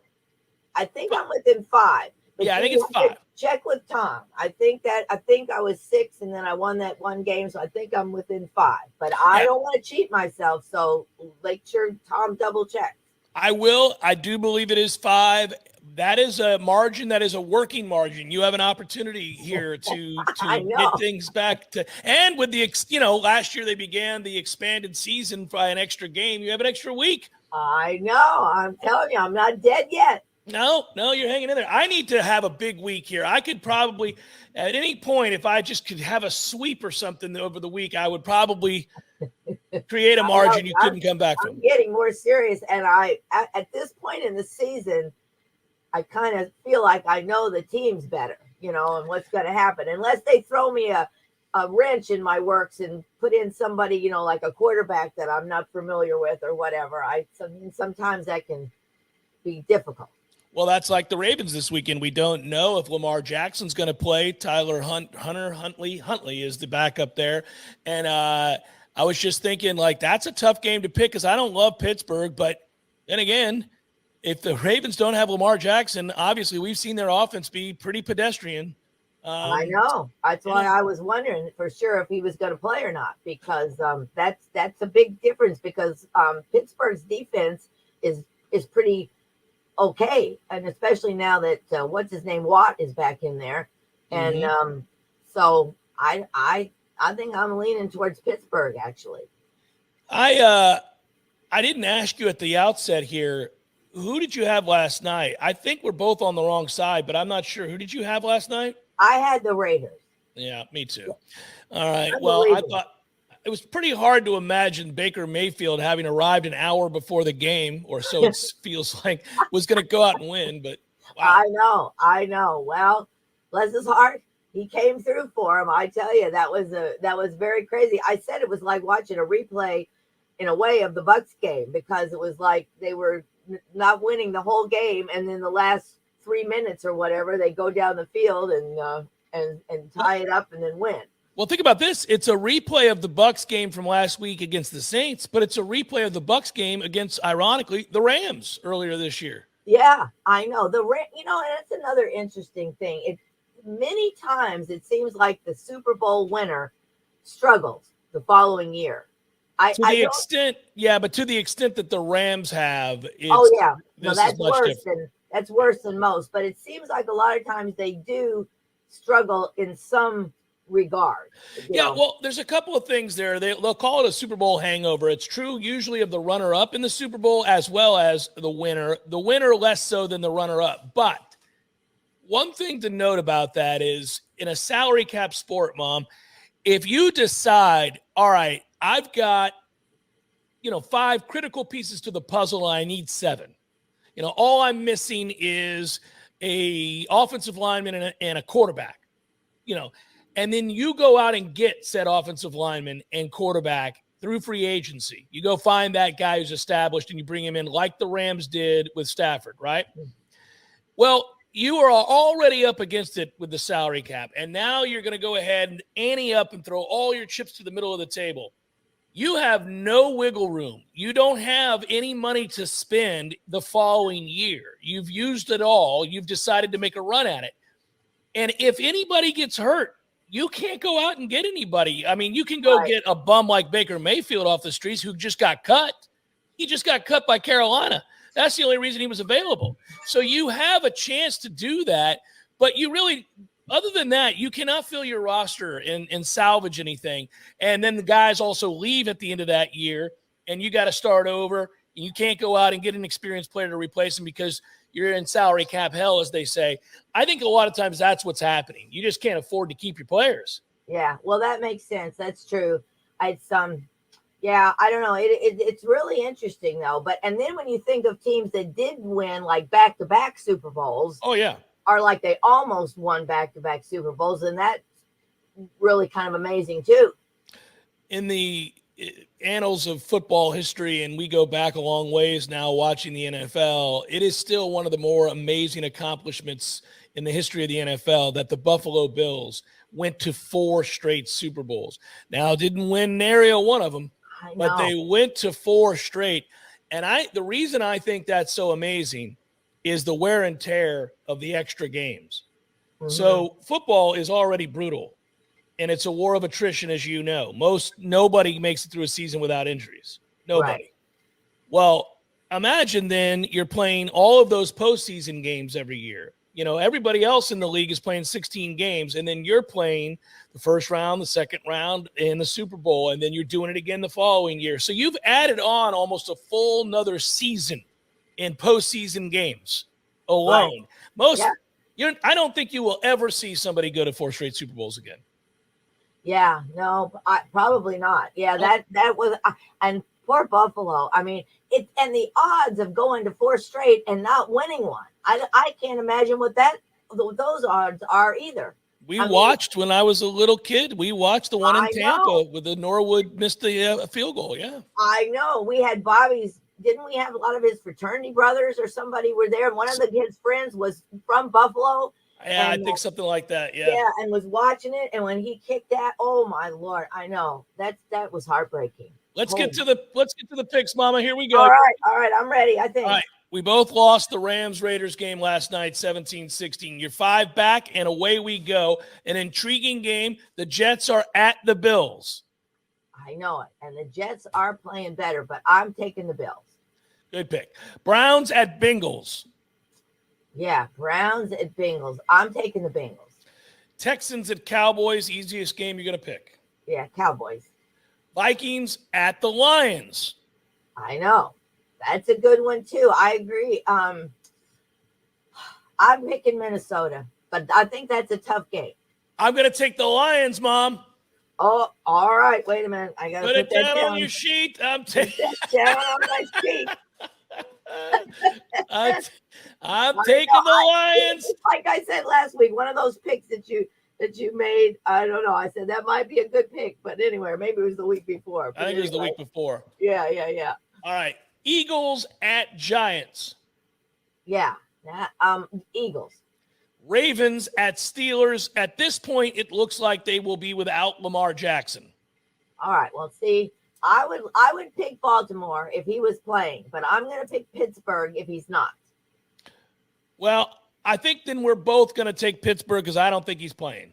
Okay. All right. Well, then, so it won't matter. It won't matter. Okay. If he plays, we both switch our picks to Baltimore. So, yeah. I know, right.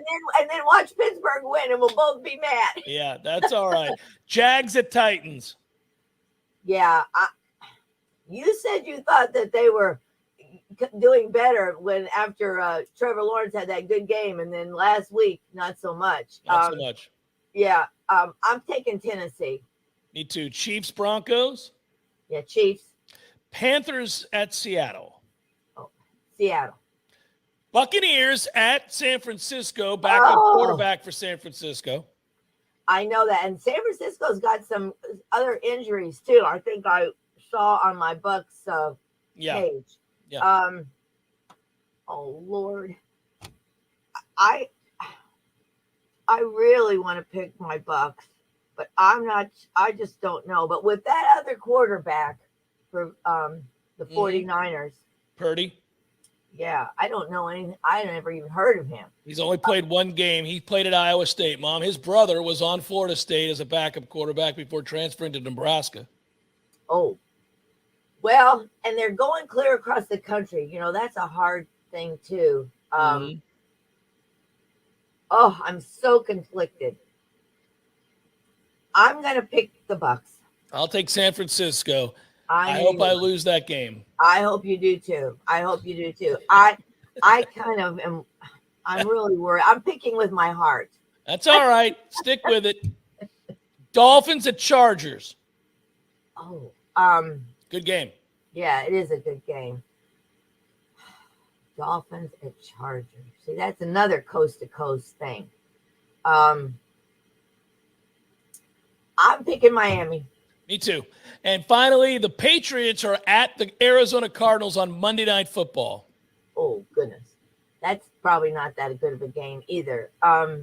That's hard to say, though. I'm picking the Patriots. I'm taking the Patriots as well. I trust them more. They could lose, but I trust them more. All right, so we only had the two different, Mom, right? We have the two. I took San Francisco, and you have Tampa Bay. Pick with your heart. Yes, and then I did. And then the other game was what? The Detroit, Minnesota. Oh, yeah. Yeah. I'm playing a hunch there. You're right. Okay. Yeah, I know. Well, I like that coach at Detroit, and I kind of root for Detroit, but Minnesota, they've been playing pretty well, and I just I don't know. It's kind of hard to pick against them, but I could lose both of these. Oh, Lordy. Well, you could win both of them, and you'd be within 3. Who knows? I know. All right, maybe back to 7. Bye, Mom. I love you. Bye-bye. Have a good weekend. You too. Bye-bye. Bye-bye. Hey, Tallahassee, it's Sarah with Seminole Auto Glass. You're probably driving right now, which means you're surrounded by glass. Did you know that each piece is made differently? Your windshield is 2 sheets of glass with a thin plastic in between. This allows it to take an impact without going all the way through. Side and back glasses are typically tempered. This strengthening process is what allows them to be shattered in the event of an emergency. Regardless of the glass or how it breaks, we can help. Trust your local auto glass experts. Seminole Auto Glass, proudly serving the Big Bend for over 15 years. Better call Seminole.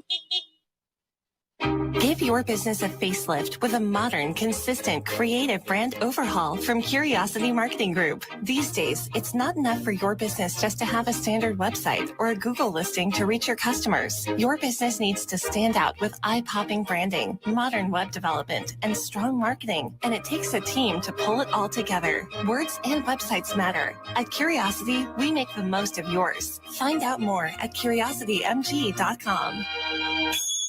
I used to fight almost on a daily basis working on my business website. I'm a pretty smart guy, but I could never get it to function the way I needed it to, and I was losing customers because of it. That's when I called Curiosity Marketing. They listened, they understood, we collaborated, and in the end, they delivered beyond my highest expectations. Now, I can barely keep up with the work. They say the future belongs to the curious, and now I'm excited about the future of my business. Find out more at curiositymg.com. Physical stress on our bodies can take its toll as the years go by. Whether you're looking to get back into an old sport or just want to spend more time outdoors to explore all life has to offer in our beautiful city, the dedicated team at TOC is here for you every step of the way. You can trust TOC for all your orthopedic needs. And now, scheduling an appointment has never been easier. Just visit teamtoc.com and click schedule online. That's teamtoc.com.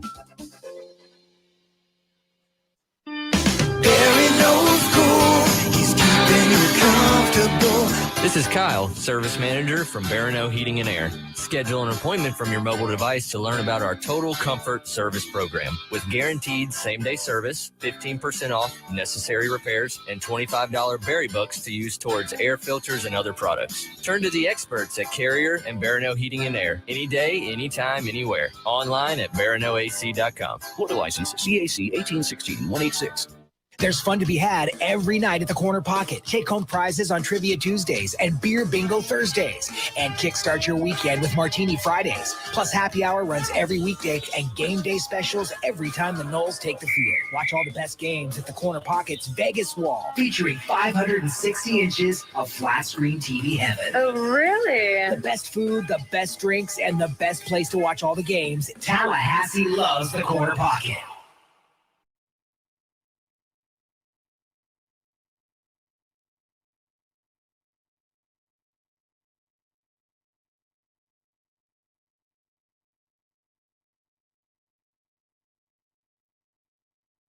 So, Tom, I'm going to bring you in on this one because, and right now, for folks that don't know, he's in jury duty. We'll mention it. We've mentioned it a couple times throughout the show, but just want everybody to know why we have a few recorded segments here and what's going on. You there? You all right?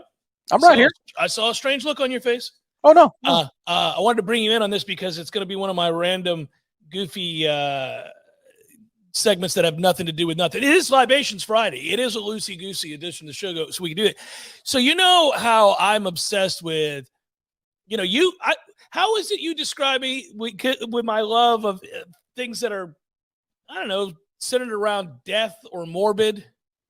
Well, I mean, the cliche is morbidly curious. Yeah, you're usually kind of like, why do you watch that or whatever it is? But I love shows. Well, like for example, I tell people all the time, I love shows about shark attacks. I can watch things about violent death. Not that I'm rooting for those kinds of things, but I'm intrigued by stories that involve that. But you would have done well in the times of the Romans, at least in that part of it. If there were, Christians or people who are captured and put into slavery, and you got them in the Colosseum fighting with lions, you'd be like, yeah, all right, today's a good Saturday. I think it's sad to admit that. I wish I didn't have to admit that. I think you're right. I'd like to believe that I would have thought that to be barbaric. I'd like that to believe that I'm better than that. Because listen, I don't even really care about MMA. There are times I'm watching anything like that, in those types of events. Like I can't even name fighters in that league. Can you name anybody in that league? I mean, you can name the Irish guy, right? The same Irish guy that everybody knows. Yeah, and I can name Hoist Gracie, but they change every 5 minutes. I enjoyed it for maybe a year in college, and then they just it's all the same. Now, if it's on television at a bar and there's no other live, I'll watch two dudes beat the heck out of each other. Yeah, I will. Exactly. Yeah, but I'm not going to pay for it, and I'm not going to find it. It has to be. Yeah. Right. It doesn't interest me that much. Right. All right. So why do I bring this up? I want to bring this up because my wife is like you in this sense. When she walks past the television and I'm watching something about something terrible that happened to somebody, I'm locked in and fascinated, and she's appalled. She's like, why are we watching this? Why? This is a terrible thing that's happening, and you can't keep your eyes on. I said, I can't. I got to see it. I got to know what happened. And I watch this show. I've done bits on this before. I watch this show called I Survived. Have you ever heard of this? Mm-hmm. So there's a show on TV called I Survived. And in I Survived, it's exactly as the name implies. These are people that have gone through horrific sets of circumstances and somehow came out the other side and lived.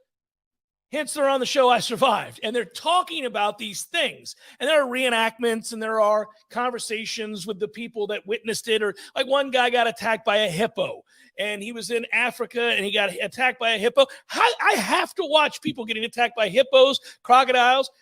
It doesn't matter. If you're an animal attacking a human, and we've got video footage, I'm watching. Yeah, that's the one listener of ours who sent us the tweet a couple years ago with the lion getting the old man. Oh, it was so bad. It was unsettling. I did not expect that on, just on a random Wednesday or whatever it was. It caught you off guard. It definitely caught you. That's my dog. Hold on. To be a death video. I didn't expect that to be a death video. I thought that, this would be a near miss, perhaps a mauling to the point that the man is bleeding profusely and lives. I didn't think that would be this dude's last rites. Here's the sacrifice. The preacher is the lion. That's who's giving him the oils of the last rites, is this lion over here. But that's exactly what we got. And I was shaken for quite a few moments there. For you, that's any day. You're like, I'm desensitized to this completely. What's next on the menu? For me, I go, my God, sir. Some of them I agree with you on. I don't like some of them where I'm like, that's not good. That's too graphic. I don't want to see that poor man get. And the lion one was disturbing because the dumbass, it would happen in like slow motion. You're like, he's trying to look at the lion's stool. It's ridiculous. Yes. And he forgets it's a lion. And there is a moment the lion realizes that the man has failed. Remember, he realizes the gate's open. The lion's like, oh.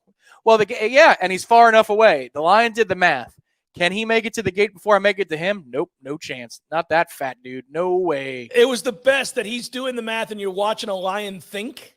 Like that part I did like. I'm like, look at that lion, check the angle, and then look back at him like, are you really that dumb? Is this happening? I'm going to eat you now.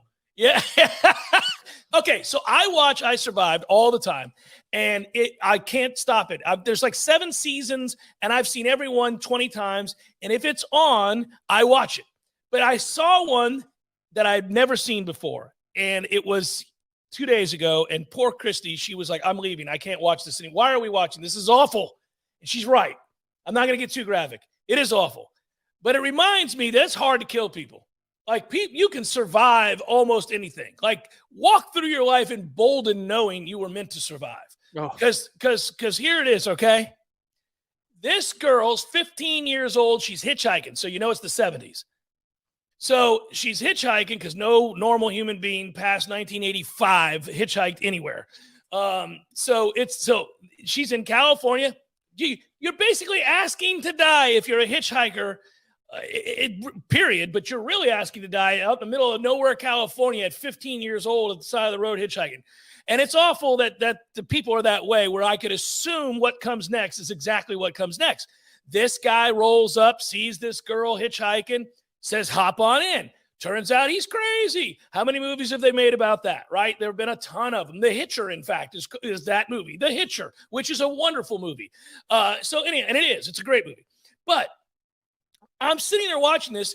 Well, okay, I figure it's going to be your run-of-the-mill, awful assault, that kind of a thing where the guy's going to assault the girl and you're just going to be sickened by it. And you're thinking, okay, oh, no, Tom, this is crazy. So the girl's in the car, the guy, within seconds, she knows this is a terrible mistake. Like, the guy's got crazy written all over him. He immediately starts to act a little weird. She gets uncomfortable, wants to get out of the car. Or it's a van. Of course, it's a van. So you don't get into a van. Don't get into a van, everybody. Anyhow, so then he pulls over the side of the road. She's scared. She's like, what are you doing? I want to leave. He's like, no. He hits her in the head with a sledgehammer that he got from the back. A sledgehammer. Now, you would think a sledgehammer could kill you anyhow, right? A sledgehammer, like one shot, it's over. No, unfortunate for this girl, it just knocked her out. When she woke up, she was being assaulted, as you could imagine. All right, that's still run-of-the-mill. It's awful. I won't dwell on that part. It's still kind of what you read sometimes. It's an awful thing, right? My wife would have been like, I don't like to watch this, but she would have understood, like, okay, well, but no, now that's just getting started.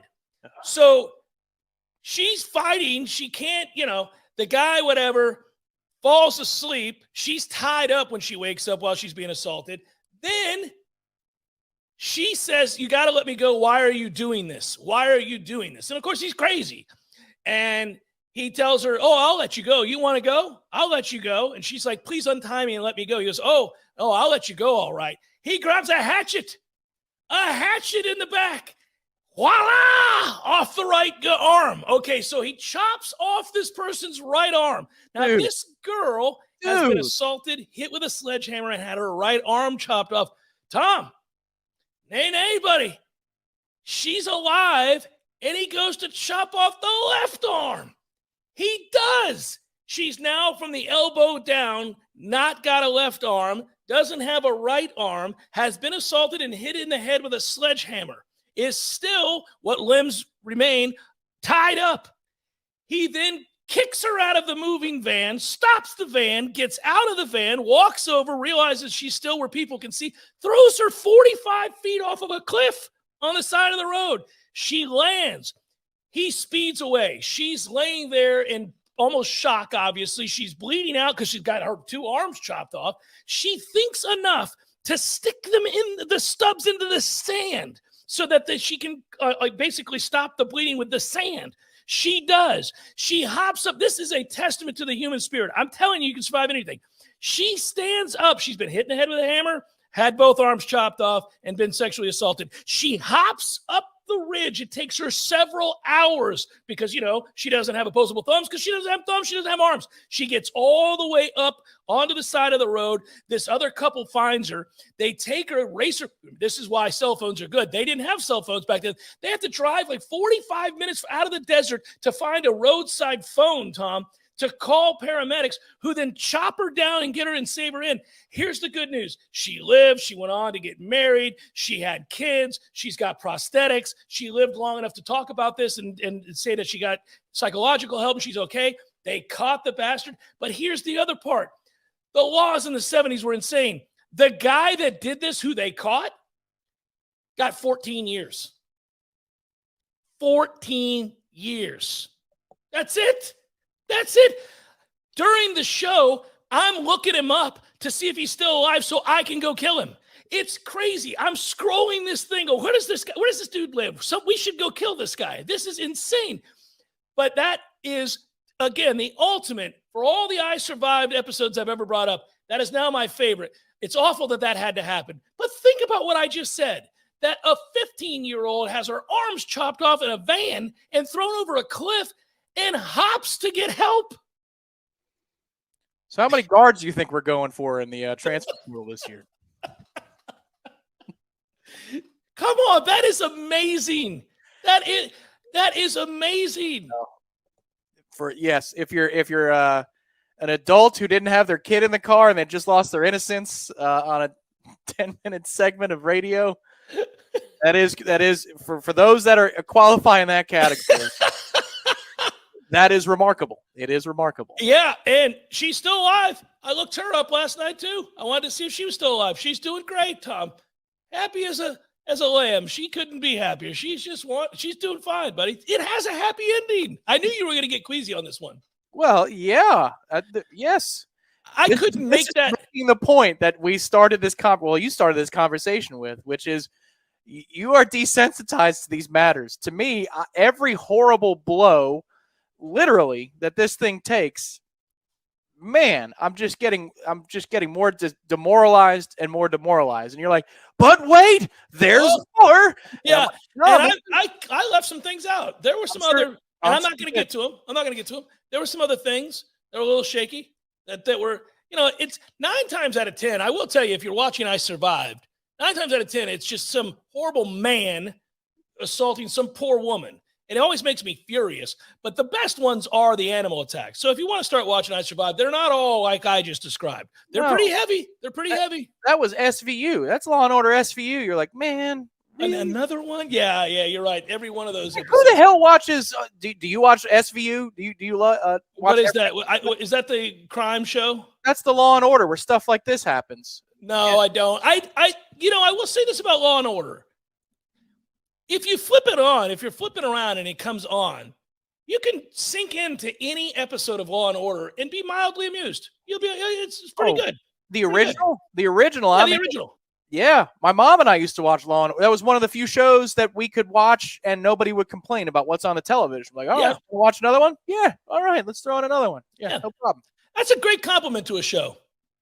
That anybody could be sitting around, and if you're flipping around and Law and Order comes on, you're like, yeah, let's do some Law and Order. Okay. She's 38 years old. I mean, she was 38, a rather old mom. In 1986, 38 was like out of Abraham's wife, Sarah, throwing down in those days. So you saw I posted a video. I retweeted a video yesterday with Honus Wagner. I bring up Honus Wagner all the time because his baseball card's worth millions of dollars and people find them in their uncle's attic, and we do bits on this all the time. But somebody posted on the baseball, like old baseball footage on Twitter, a video of a 59-year-old Honus Wagner taking batting practice and talking to the camera. And this is like early 1900s. So it's really cool. And it's got sound and you can hear it. But my favorite part is he's 59 looking like he's 104. The lives that our ancestors lived, buddy, in the 1800s and the early 90s, those were tough lives. I mean, you see like a 52-year-old man and he is ravaged by time. He has had a tough go. I mean, it's crazy. You guys find it. It's on my Twitter feed. It's hilarious. Go watch him talking. You're like, woo, Honus lived a tough life. Yeah, Honus looked like he was driving vans across the desert in 1974. That's what he looks like. I don't know why. Final thing on this. I think all hitchhiking, terrorizing moments or movies or plot lines, and there have been a bunch of them, like I said, including with Rutger Hauer, the Hitcher, and C. Thomas Howell, by the way, a young C. Thomas Howell. Anyhow, all of those incidents, for some reason, if they don't tell you the year, I assume it's 1977. I'm serious. I have a thought. It's a cogent, like I literally picture, it's 1977. Maybe that's the time that you saw the first hitchhiking something that you saw, be it a news story. Who knows why it's etched in there, but I just believe that people were terrorized on the roads of America in 1977 for some reason. I don't know why that is. Yeah, if they weren't so busy leaving their first family to start a brand new one. Yeah. Right around the corner. It's the Jeff Cameron Show, 93.3 Real Talk Radio, Warchant TV. Buying a new home in the current climate. All heard that demand is high, inventory is low. So how do you get a leg up on the rest of the buyers all making offers on the same house as you? Oh, that's a toughie. But the first place I'd suggest you start is with a call to my friend Shannon at Legendary Home Loans. Shannon will set you up with a complete pre-approval underwriting. This used to be an upgrade, but nowadays it's got to be standard. You want to get your offer on a new home pushed to the front of the line, you need a TBD full underwriting approval from Legendary Home Loans. You'll shorten or even remove your financing contingency, and the sellers will know that your offer is real and ready to go. It's tough out there these days, folks, so why not have the advantage of a proven winning team in your huddle? Get pre-approval underwriting from my friend Shannon with the one and only Legendary Home Loans. Call now, 844-FSU-LOAN, 844-FSU-LOAN, or just visit FSUHomeLoans.com.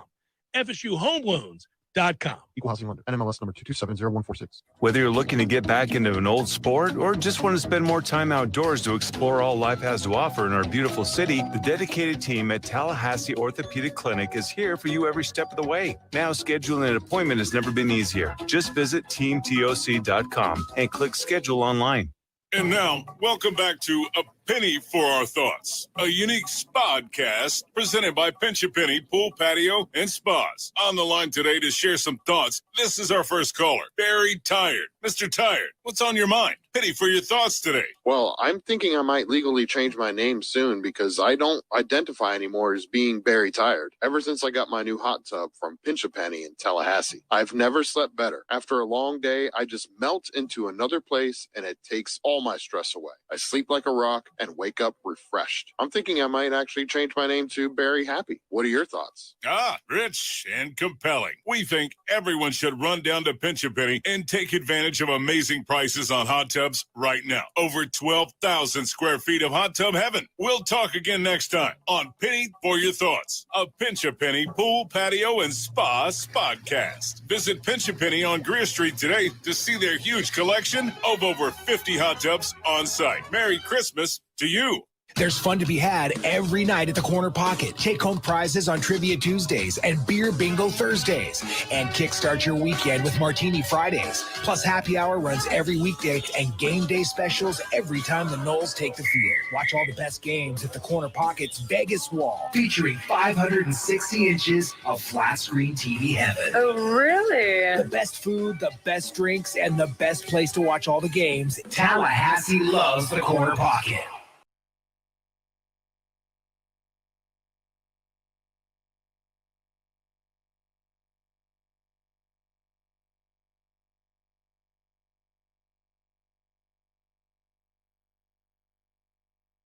Wrapping it up on the Jeff Cameron Show, Libations Friday edition. Want to thank everybody that signed up for the bowling tournament once again. Tell you guys thanks. You should be getting an email. Maybe I've already got it today. I don't know. That your team has been registered and you're good to go. Of course, the bowling tournament is on Tuesday, this upcoming Tuesday. Where is December going? Goodness gracious. We are flying through December already. That's what happens when it's a great time of year like this and you're excited to see friends and family, and soon Christmas Day will be here, but you got a bowl game to look forward to. And we get events like this that we always look forward to. So I'm excited about this. It's Tuesday at 7:00 at District 850. I want to thank the fine folks at District 850 as well for housing us, hosting us. And I want to thank all the people that signed up. And if you didn't get a team in and you wanted to, I'm sorry about that. Obviously, there are only so many lanes, but we'll do it again next year. If I'm here, we're doing it again next year. That's for sure. And our thanks to the Guardian Ad Litem as well. But remember, you can still give. And in fact, I would strongly encourage that you do so. They could always use your help. Unfortunately, there are a lot of kids that need the help of the Guardian Ad Litem for children. And there are too many to name that would go without Christmas presents this year without your help. And I don't want to guilt you, but I do want to appeal to the better angels of your nature. And you guys are great at it. And you've always responded. So if you still want to give, you can go by District 850 and drop off whatever presents you purchase for the kids or gift cards. We've given out all week long the link as well to donate directly to the Guardian Ad Litem. It's been on previous shows. I don't know if we still have the link with the version we're doing right now. I sprung this on Tom. He didn't know it was coming. No, well, I can't make it interactive with the chat, but it's pretty simple. Also, for those of you that are, in the podcast sphere who wants it spelled out for you, it's very Correct. simple. GALDIAN gal2.org/donate. Or sorry, let's revise that. gal2.org/donate, because that is the specific circuit. The specific guardian ad litem of the Big Bend is the second circuit. So gal2.org/donate. Thank you in advance. And I look forward to seeing all the toys and the smiling faces coming up this here. Come on. It's so rare we have to do these things like we're doing today. And my dog is flipping out at the fact that everybody's coming home at the same time, Tom. So my apologies with her in the background. She wants her clan to know, hey, guys, there are people out there. Blame your local government. Blame your local government, because that's me on the juror stand right now. So if it wasn't for that, Jeff's dog would not be flipping out. I hope you got a good one. I hope you got a good case, buddy. We can't know at the time that we're talking right now, but maybe you're riveted. Maybe you're like, this is incredible. I'm glad I got to do this. Or perhaps you're going, this is awful. This is really awful. Well, maybe they're asking juror number 3 in the interview process a question, and I just stand up and say, this land is my land, and see what happens. Maybe I could do that. You could just stand up and go like that, and they'd be like, oh, my God. Sir, what do you do for a living? I am the football wins. What? Could you describe feel me? You have not felt me enough in December, but you will feel my wrath today. Yes, this is what I do. All right. On that note, our thanks to Tallulah, who many think we're dipping into in this final segment. CBD, mushrooms, THC, runs the gamut, everybody. You can float in the pod over there off a railroad. I've done that. I have floated in said pod, and it is incredibly relaxing. It's therapeutic. You know, sore muscles, creaking joints, whatever it might be at my age, they're soothed by the pod over at Railroad. So good times. And rub a little CBD oil on it, and you're good to go. And then get you some Kratom. Those drinks are delicious. They just take it from the vein of the plant, Tom. That's how they do it. Is that what they do? Yeah, take it from the vein of the plant. It's not psychedelic. You're not going to be tripping or anything like that. It's euphoric. You feel good. Sounds like you're drinking a blood transfusion from a plant. That's what it sounds like. It's giving you life as plants do. Mother Earth's gift to you. It's a beautiful thing. So go by and see my friends at Tallulah. I don't have wagers like my mom and I just got done betting, but I don't really have. By the way, as an aside, let me ask you this. Would you take the Bucs plus 3.5 against the 49ers with a backup quarterback? Typically, a backup quarterback plays better on short notice, as in the game they have to come in, than they do in a full week of preparation. That just seems to be a trend, I think so too. Unless you're Justin Herbert. But, you know, I don't think that Brock Purdy is going to be the next Justin Herbert. No, just a guess. But I think there's a chance the Bucs hang in that game. It's just, how are you going to pick them to go out there on the road on a short week and score more than 17 points? They're not going to score more than 17 points. You wouldn't think. So they can't score against anybody. Now, the Saints have a very good defense. Yep. And the 49ers have a very good defense. So it's not the end of the world when you can't score in that situation. But, I mean, when we say they're not going to score, we mean they might not score, like, at all. They could get shut out in that football game. Yeah. And the thing is, I think if you're being reasonable as a 49ers fan, you might need to shut the Bucs out to win, because I don't know that the 49ers are going to score more than 7 points. Yeah, this is I'll tell you what's going to happen in the first half. The most electrifying play for the Buccaneers is going to be a hole shot down the left sideline to Mike Evans for a gain of 32. He's going to get hit hard and play 5 more snaps the rest of the half. And then he'll come back in the second half, and he might catch something in the red zone or maybe even a touchdown, which is very valuable. It's almost like soccer right now in Buccaneers football. But people are going to say, man, where's Mike Evans? Every week, buddy. He's either going to land hard on the ground or get hit in the back, and he's going to have to come out of the game. And I'm not saying that he's soft. I'm just saying that's what happens every damn week, and it usually is after a big play. I think we like to smile on Fridays, so I'm going to read something that I read this morning. And it made me smile then over my cup of joe, and it'll make you smile right now as you listen to us on a Friday. I guess you would say good and bad, winners and losers were kind of doled out by CBS College Football on their website this morning. So I can't as I've documented on this show, I can't avoid lists. I have to look at lists. If you post a list, I'm looking at it. It could be the most absurd list ever. You've got me on a list. This will be the biggest list season in Tallahassee in the Florida State market in a long time because we actually want to see if we made the good lists, not the bad lists. That's correct. So we did not make the winners list on CBS. The winners were TCU, Tennessee, the Pac-12, Kansas, all that kind of good stuff. Duke with Mike Elko, Troy, all that stuff. Now, the losers, I was like, okay, well, I know we're not on that list either. But I did know that Texas A&M would be on that list, and they are. They aren't just the biggest loser of 2022. They rank as one of the most disappointing teams in the history of college football, according to CBS. That is wonderful. In the history of the sport, Jimbo. One of the most disappointing teams to ever lace them up, big guy. That's embarrassing. And then they go on to explain all the other stuff. Fisher's probably going to have to give up play calling, all this, the loss of a ton of players. But next on that list, Tom, was Miami. And I'll read as follows from CBS. The dark horse ACC championship contender was anything but during a miserable 5-7 campaign headlined by double-digit losses to Middle Tennessee, Duke, and Pitt.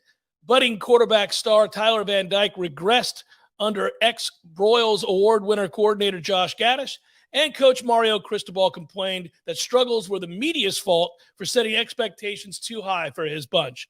Whatever the reason, Miami won just one of 9 Power 5 games by more than a score. Cristobal will lean on a strong recruiting class in 2023, but will it be enough?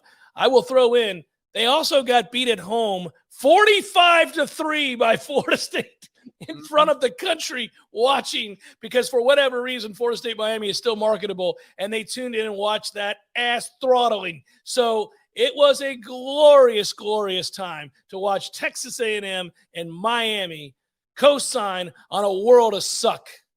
Yeah, and I'd like to remind folks that the primetime matchup, and I believe it was week 3 of the college football season between Miami and Texas A&M, featured the number 13 Miami Hurricanes traveling on the road to take on the 24th ranked Texas A&M Aggies. Of course, A&M had dropped from the top 10 because they had already lost at home to Appalachian State. But they did narrowly escape a defeat when they beat the Miami Hurricanes, the 13th ranked Miami Hurricanes, 17-9. In a riveting affair that everybody watched and thought, my goodness gracious. Yes, by the way, should be noted that at the time App State won that game, everybody thought, well, that App State team, they're up and coming and they're tough, and they had North Carolina beaten overtime. No, App State sucked this year, guys. They ended up losing like 6 games. They weren't any good. So did North Carolina. Yeah. If you think that Max got it fixed, just wait. Just wait for a little longer, and then you'll see. Well, enjoy your weekend, folks, and we will be back with you on Monday. Thanks so much for stopping in. Be good and be safe, and we'll talk to you then. Peace. Go Bucks.